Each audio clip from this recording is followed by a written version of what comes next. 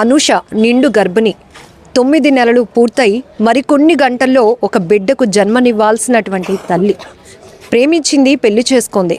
కానీ ఆ ప్రేమించిన వ్యక్తి చేతిలోనే తను హత్యకు గురవుతానని ఎప్పుడూ ఊహించలేదు. భర్త పైన అమితమైన ప్రేమ.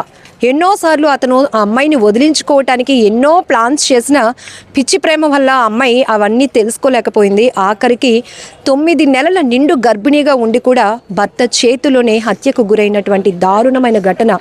అనూష మృతి చెందిన తీరు ప్రతి ఒక్కరి కళ్ళంట నీళ్లు తెప్పిస్తోంది. ఎందుకంటే ఇంత మోసం, ఆ ప్రేమ పేరుతో జరిగిన ఇంత మోసానికి ఆ అమ్మాయి బలైపోయింది. తన కడుపులో ఉన్నటువంటి బిడ్డ కూడా బలైపోయినటువంటి దుర్ఘటన పిఎంపాలెం పోలీస్ స్టేషన్ పరిధిలో చోటు చేసుకుంది. ఉదయం నుంచి బంధువులు, అమ్మ, నాన్న అందరూ కూడా గుండెలు అవిసెల్లా రోధిస్తున్నారు ఆ అమ్మాయి కోసం. ఈవెన్ అనూషకు జరిగినటువంటి అన్యాయం గురించి తెలిసిన ప్రతి ఒక్కరు కూడా తీవ్రంగా రోధిస్తున్నటువంటి పరిస్థితి. అసలు ఏం జరిగింది?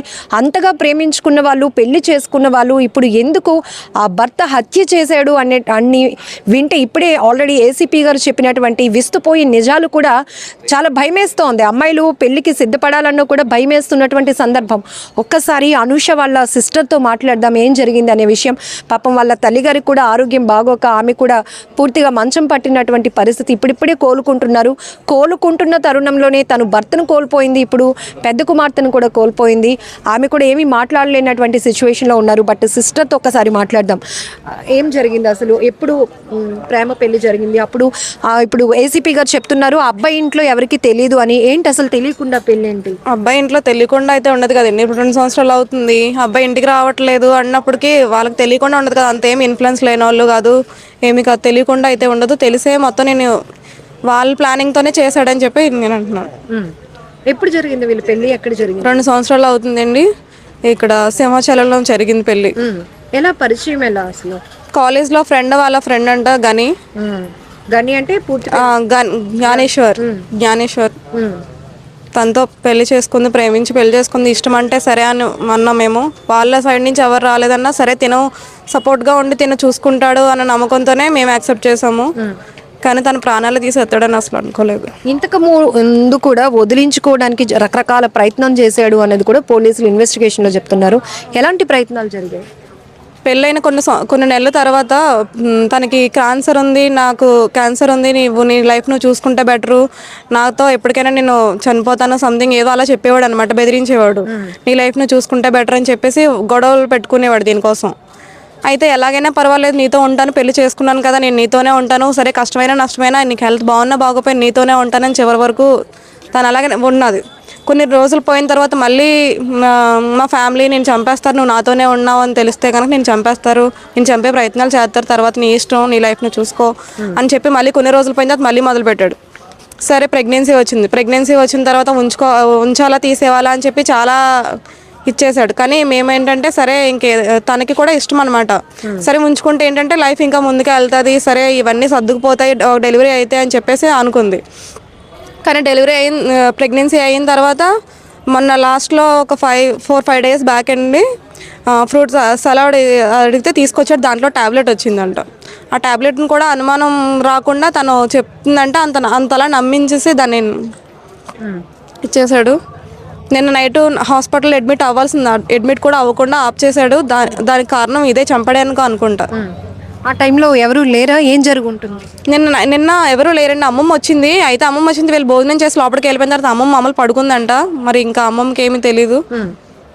ఉదయానికి లేపుతుంటే లెగట్లేదంట. తినేమో బయట ఫోన్ చూసుకుంటున్నాడంటే ఏమీ తెలియనట్టు. బయట లోపలికి వెళ్ళి లేపుతుంటే లెగట్లేదు ఏంటంటే ఏమో తెలీదు, అయితేనే చనిపోయినట్టుందని ఏం తెలియనట్టు మామూలుగా చెప్తున్నాడంట.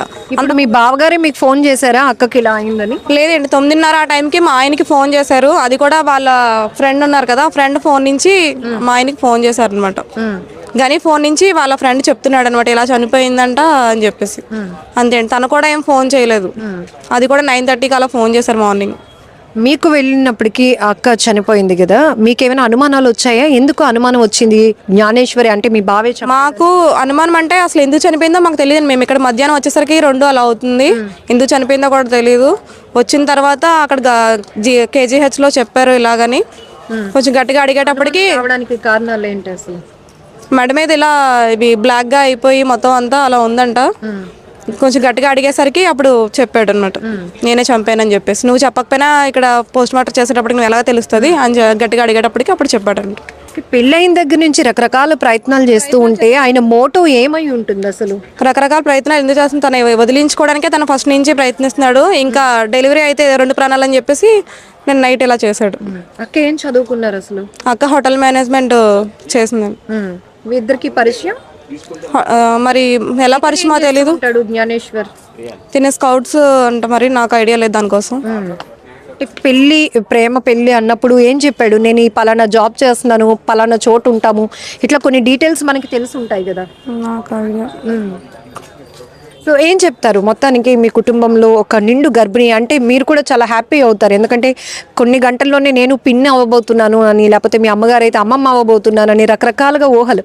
తను ఏదైతే ప్రెగ్నెంట్ బంప్తో కూడా కొన్ని ఫొటోస్ చూస్తే మాకే బాగా అన్ని తను చూసి తను ఎంతో ఎక్స్పెక్ట్ చేసుకుంది. రేపు మా బాబు అయినా పర్వాలేదు, పాప అయినా పర్వాలేదు అని ఎంతో నవ్వుతూ మాట్లాడింది. సరే నువ్వు ఎప్పుడు వస్తావు, రేపు వచ్చే డెలివరీ అయిపోద్ది, నువ్వు నాతో ఉండు, ఒక 10-15 రోజులైనా సరే ఇక్కడే ఉండు, అన్నీ చూసుకో అని చెప్పేసి కూడా ఫోన్లు చేసి ఎంతో హ్యాపీగా మాట్లాడింది. కానీ ఇలా అవుతుందని అసలు అనుకోలేదు. ఎలాంటి న్యాయం కోరుతున్నారు అసలు? అమ్మాయిలు అనేటప్పటికీ పెళ్లి మీద చాలా ఎక్స్పెక్టేషన్స్ ఉంటాయి, భర్త మీద ఇంకా ఉంటాయి. మంచిగా ప్రేమగా చూసుకుని భర్త దొరికితే ఒక అదృష్టంగా భావిస్తారు ప్రతి ఆడపిల్ల. కానీ ఇలా ప్రేమించి పెళ్లి చేసుకొని ఆఖరికి నిండు గర్భిణి అని కూడా చూడకున్నంత కర్కశమైన నిర్ణయం తీసుకున్న ఇలాంటి మగవాళ్ళు ఏంటి? సరైన శిక్ష వేయాలండి ఇలాంటి వాళ్ళకి. అసలు వాడిని బయట కూడా తిరగనివ్వకూడదు. వీడిని చూసి మళ్ళీ ఇంకొకటి భయపడాలి ఇలా ఎవరైనా చెయ్యాలంటే. అంత గట్టిగా శిక్ష వేయాలి. కానీ ఇప్పుడు ఇన్ఫ్లుయెన్స్ ఉంది కదా, ఆ ఇన్ఫ్లుయెన్స్ కూడా ఉపయోగం కాకూడదు వీటికి. ఇప్పుడు మీరు ఒక మాట అన్నారు, ఇంత జాబ్ స్కౌట్స్లో చేస్తున్నాడు, ఇన్ఫ్లుయెన్స్ ఉంది, అలాగే బీచ్ రోడ్లో 2 ఫుడ్ స్టాల్స్ కూడా రన్ చేస్తున్నాడని. ఇప్పుడు తనకు పెళ్ళయిందని కానీ ఇలా ప్రెగ్నెంట్ ఇవన్నీ ఇంకా ఇప్పటికీ కూడా వాళ్ళ ఇంట్లో తెలియదు. వాళ్ళ ఇంట్లో తెలియదని తెలియదని చెప్తున్నారు. కానీ తెలియకుండా ఎలా ఉంటుంది అండి? 2 సంవత్సరాలు అవుతుంది, ఎలా తెలియకుండా ఉంటుంది? ఆ పేరెంట్స్ అంతా చేతకాని వాళ్ళు కదా, తెలియదా మాత్రం? తెలియకుండా ఉండదు కదా, తెలుస్తుంది. కానీ తెలియదని చెప్పి వాళ్ళు సైడ్ అయిపోతున్నారు. ఇవన్నీ చేశాడంటే ధైర్యంతో, వాళ్ళ ధైర్యంతోనే కదా చేస్తాడు. లేదంటే తను చంపేంత వరకు ఎలా వెళ్తాడు? ఇది అనూషకు జరిగినటువంటి తీవ్రమైన అన్యాయం. నమ్మిన భర్త చేతిలోనే తను చనిపోతుందని పాపం మా అమ్మాయి ఊహించుకోలేకపోయింది. స్టేటస్లు పెట్టుకుంది, బేబీ బంప్తో ఫోటోషూట్లు చేయించుకుంది, అందరికీ షేర్ చేసుకుంది. నేను రేపు అడ్మిట్ అవుతున్నాను, ఒక బిడ్డకి జన్మనివ్వబోతున్నాను, మీరందరూ కూడా నన్ను చూసుకోవడానికి, బేబీని చూసుకోవడానికి, నాకు ఫస్ట్ కానుపు కాబట్టి నాకు సపోర్ట్గా ఉండడానికి రండి అని. ఇక్కడ ఒక మదర్ ఉన్నారు, వాళ్ళ అనూష వాళ్ళ ఫ్రెండ్ వాళ్ళ మదర్. ఎందుకంటే ఒక తల్లిగా తన కళ్ళలో ఇందాక నుంచి నేను చూస్తున్నాను, మార్నింగ్ నుంచి కూడా ఇన్ని మాటలు. ఎందుకంటే ప్రతి ఆడపిల్ల జీవితంలో పెళ్ళి ఎంత ఇంపార్టెంటో, తల్లి కాబోతున్నాను అన్నప్పుడు అందరినీ అలర్ట్ చేస్తారు వాళ్ళంతలు వాళ్ళు. ఎందుకంటే బేబీకి నాకు చూసుకోవడం రాదు, నువ్వు రా అమ్మమ్మ. మా బాబుతో ఆడుకుందు కానీ నేను అన్నాను బాబే పుడతాడు అనేసి.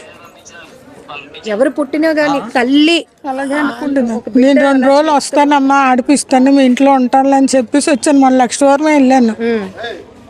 అంతలోనే ఇంత దారుణమా, మరి దారుణమే. అమ్మాయి చక్కగా హోటల్ మేనేజ్మెంట్ చదివింది, ఇండివిజువల్గా కూడా తను. చెప్పండి మా, నేను జాబ్లో కూడా జాయిన్ చేశాను. మీరు ఏమవుతారు మా? నేను మా అమ్మాయినే, అమ్మాయి ఫ్రెండ్స్. అయినా కూడా మీరు చాలా బాధపడుతున్నారు, ఎందుకంటే అంత అటాచ్మెంట్ అమ్మాయి. ఆడపిల్లే కదమ్మా, ఇలాంటి ఎదవలు ఉండకూడదు. ఇంకా వాడికి ఏం చేయాలని వాడు అనుకుంటాడు, నాకు సైడ్ డబ్బు ఉంది కదా, నేను ఎలాగైనా వచ్చేస్తాను 1 సంవత్సరం పోయాక, రానివ్వకూడదు అలాంటి ఎదవకి. ఇలాంటి ఘటనలు విన్నప్పుడు పెళ్లి చేయాలంటే భయం వేసేస్తుంది. ఇంకొక ఆడపిల్లకి అలా జరుగుతుంది, పెళ్లి చేయాలంటే భయం వేసేస్తుంది తల్లిదండ్రులకైనా. అనూష ఎవరైతే ప్రాణాలు కోల్పోయిందో 9 నెలల నిండు గర్భిణికి జరిగినటువంటి తీవ్రమైన అన్యాయం. కుటుంబ సభ్యులు ఉదయం నుంచి కూడా అలా రోధిస్తూనే ఉన్నారు. ఇంత అన్యాయమా? నమ్మింది భర్త చేతిలోనే తన ప్రాణాలు పోగొట్టుకుంది. అయ్యో, కొన్ని క్షణాల్లో నేను కూడా నాన్నను కాబోతున్నాను అనే ఒక మంచి ఆలోచన కూడా రాకుండా ఇంత కర్కశమైనటువంటి నిర్ణయం తీసుకోవడం, ఇలాంటి వాళ్ళని అసలు కఠినంగా శిక్షించాలి. బయట సొసైటీలో తిరిగే అర్హత వాళ్ళకు లేదు కాబట్టి కఠినంగా శిక్షించాలని కూడా బంధువులందరూ కూడా కోరుతున్నారు. పాలెం పోలీస్ స్టేషన్ పరిధిలో ఒక నిండు గర్భిణి తన భర్త చేతిలోనే ప్రాణాలు పోగొట్టుకుంది. ఈ ఘటన చాలా బాధాకరం. ప్రేమించాడు, పెళ్లి చేసుకున్నాడు. ఇప్పుడు ఆమె గర్భిణి, కొన్ని గంటల్లో తల్లి కాబోతోంది. ఆమె డెలివరీ కూడా అవ్వబోతోందని వైద్యులు కూడా చెప్పారు. ఇంతలోనే ఏం జరిగిందో తెలియదు కానీ పూర్తి స్థాయి విచారణ తర్వాత విస్తుపోయి నిజాలు బయటకు వచ్చాయి. ఎంత నమ్మించి మోసం చేశాడు, ఆఖరికి 2 ప్రాణాలు తీశాడు ఆ వ్యక్తి. అసలు వివరాలు ఏంటో అడిగి తెలుసుకుందాం. ఏసీపీ అప్పలరాజు గారు మనతో పాటు ఉన్నారు. సార్, ఏం జరిగింది సార్ పూర్తి ఇన్వెస్టిగేషన్లో వచ్చినటువంటి నిజాలు? ఈ చనిపోయిన అనుషకి ఈ జ్ఞానేశ్వర్ అనేవాడు లవ్ చేసి పెళ్లి చేసుకున్నారు 2022లో. పెళ్లి చేసుకున్న దగ్గర నుంచి ఒక 3 ప్రాంతాల్లో నివాసం ఏర్పాటు చేసుకుని మారారు. ఫైనల్గా మన 1 ఇయర్ నుంచి కూడా మన పిఎంపాలెం ఆర్టీసీ డిపో దగ్గర ప్రాంతంలో ఉంటున్నారు. ఉన్న తర్వాత ఈ అమ్మాయికి ఈ మధ్యకాలంలో ప్రెగ్నెన్సీ కూడా వచ్చింది.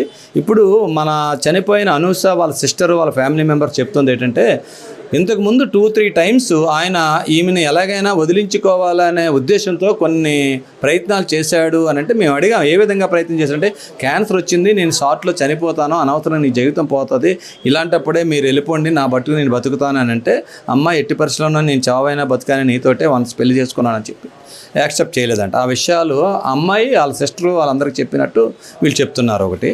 రెండోది, తర్వాత ఒక 5 months బ్యాక్ ఇప్పుడు మా పేరెంట్స్ వాళ్ళకి తెలిస్తే చంపేస్తారు, ఇంకా నన్ను బతకనివ్వరు, నిన్ను బతకనివ్వరు, ఎందుకు మన జీవితం ఇలాగా, ఎందుకు మ్యూచువల్గా ఎవరి మట్టుకు వాళ్ళు వెళ్ళిపోదాము అన్నట్టు చెప్పాడంట. అప్పుడు కూడా ఈ అమ్మాయి వాళ్ళ విషయం వాళ్ళ పేరెంట్స్ వాళ్ళ ఫ్యామిలీ మెంబర్స్ చెప్పిన తర్వాత దానికి కూడా ఈ అమ్మాయి యాక్సెప్ట్ చేయలేదు. తర్వాత ఇలాగా ఫుల్గా ప్రెగ్నెన్సీ అడ్వాన్స్గా వచ్చింది 9th day. యాక్చువల్గా నిన్న 13వ తారీఖున రెయిన్బో హాస్పిటల్లో డాక్టర్ సుధా అనే ఆమె దగ్గర ట్రీట్మెంట్ అంట, టెస్ట్లు కూడా వెళ్తున్నారు, అడ్మిషన్ అవ్వాలి. కానీ నిన్న సండే అని అవ్వలేదని చెప్పి ఆ అమ్మాయి వాళ్ళు చెప్పిందంట. కానీ ఈయన ఇంటెన్షనల్గానే జాయిన్ అవ్వకుండా చేశాడు. ఎందుకంటే వన్స్ డెలివరీ అయితే తర్వాత ఈ అమ్మాయికి ఇంకా విడిచిపెట్టద్దు, ఇంకా వీనితోటే ఇంకా ఫుల్గా ఉంటుందని అపోహతోటి, ఆ అభిప్రాయంతో ఆయన చంపి ఉండొచ్చు అని చెప్పి వాళ్ళ సిస్టరు వాళ్ళందరూ చెప్తున్నారు. అది ఇంకా దర్యాప్తులో మాకు తేలాల్సి ఉన్నది అన్నమాట. ఇదే క్రమంలో మొన్న ఒక 5 days బ్యాక్ కూడా ఫలూదా అని చెప్పి ఒక డ్రింక్ ఏదో అమ్మాయికి ఇచ్చాడంట ఇక్కడ షాప్ నుంచి. అమ్మాయి తీసుకుంటుంటప్పుడు అందులో ఒక ట్యాబ్లెట్ వచ్చిందని చెప్పి వాళ్ళ సిస్టర్ చెప్పింది.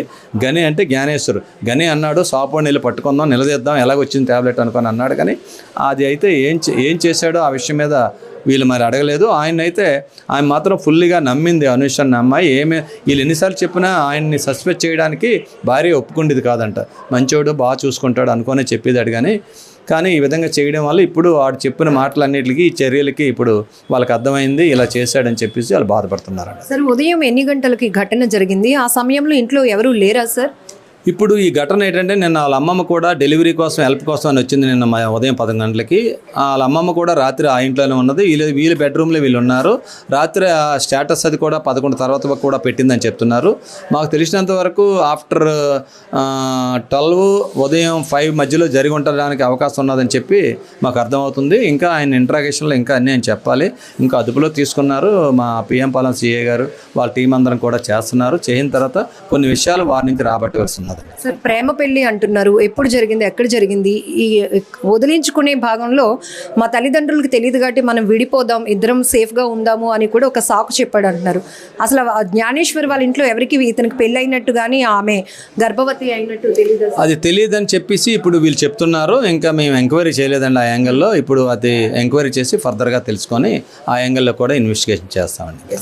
కానీ వీళ్ళ ప్రేమ పెళ్లి అనేది సింహాచలంలో 2022 డిసెంబర్ 10న చేసుకున్నారు. అప్పటికి ఈ జ్ఞానేశ్వర తాలూకా రిలేటివ్స్ కానీ ఫ్యామిలీ మెంబర్స్ ఎవరు రాలేదు, ఫ్రెండ్స్ కొంతమంది వచ్చారని చెప్తున్నారు. ఈ అమ్మాయి తరపు వాళ్ళ సిస్టర్ హస్బెండ్ ఇంకా కొంతమంది ఫ్రెండ్స్ అటెండ్ అయ్యారని చెప్తున్నారు. జ్ఞానేశ్వర్ మీ ముందు ఏం ఒప్పుకున్నాడు సార్? ఏం జరిగింది? జ్ఞానేశ్వరరావు ఇంకా ఇంట్రాగేషన్ చేయలేదండి, చేస్తున్నాం. ఆడు మామూలుగా మాట్లాడితే ఏంటంటే, నాకు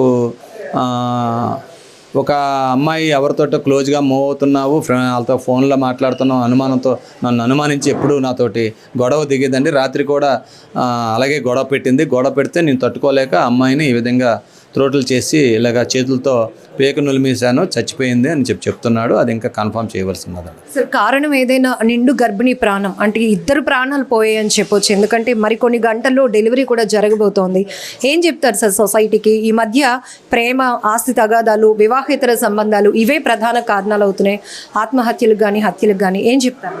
ఇప్పుడు మనకు తెలుస్తుంది ఏంటంటే ఈ సొసైటీలో చూస్తున్న చిన్న చిన్న ఘటనలు అండి. ఇప్పుడు ఈ ఉదాహరణకి జ్ఞానేశ్వర్ ఉన్నాడు, అమ్మాయి అంటే ఇష్టం లేకపోతే వదిలివచ్చు, కానీ నిండు గర్భిణిని ఆ విధంగా ఆయనతోటి కలిసి ఇన్ని సంవత్సరాలు కాపురం చేసిన ఒక ఆడపిల్లని ఆ గర్భిణిని చూసి చలించిపోతారనమాట. ఆమె చూస్తే నిన్న ఫోటోలు కూడా స్టేటస్లో ఎంత బాగా పెట్టుకున్నదంటే ఆ 9th month ప్రెగ్నెంట్ ఆ అమ్మాయి అంత సంతోషపడింది, త్వరలో డెలివరీ అవుతాను, జన్మనిస్తాను, తల్లిని అవుతాను ఆనందంతో. ఈ ఆనందం ఎప్పటికీ కొంత టైంలోనే వాడు ఈ విధంగా చేస్తాడని పాపం అమ్మాయికి తెలియదు. చాలా దారుణం అండి. నేను చెప్తుంది ఏంటంటే ఎవరికైనా మీ మీద ఇష్టం లేకపోయినా మనకి ఇక్కడ ఒక అమ్మాయికి గొంతు కోసాడు, అమ్మాయి లవ్ చేయలేదని, పెళ్లి చేసుకోవట్లేదని. అలాంటి ఇష్టం లేకపోతే వదిలివచ్చి కానీ ప్రాణాలు తీసిన వరకు వెళ్ళడం అనేది చాలా ఈ సమాజంలో మిగతా వాళ్ళకి రాంగ్ మెసేజ్ వెళ్తుంటుంది. ఇది ఎవరికి కూడా మంచిది కాదు.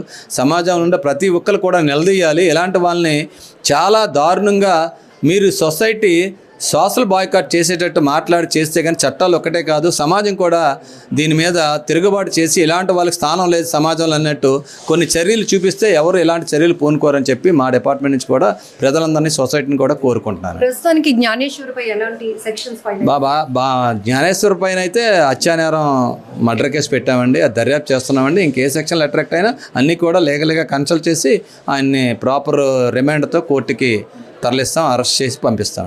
పాపం అనుష తన జీవితం ఇలా అవుతుందని ఊహించుకోలేకపోయింది. ప్రేమించిన వ్యక్తి తనని ప్రాణంగా చూసుకుంటాడు, వైవాహిక జీవితం ఎంతో హ్యాపీగా లీడ్ చేయొచ్చు, అలానే కొన్ని గంటల్లో తల్లి కాబోతున్నాను అన్న ఆనందం క్షణాల్లోనే ఆ భర్త దారుణమైన క్రూరత్వమైనటువంటి చర్య వల్ల ఆవిరైపోయింది.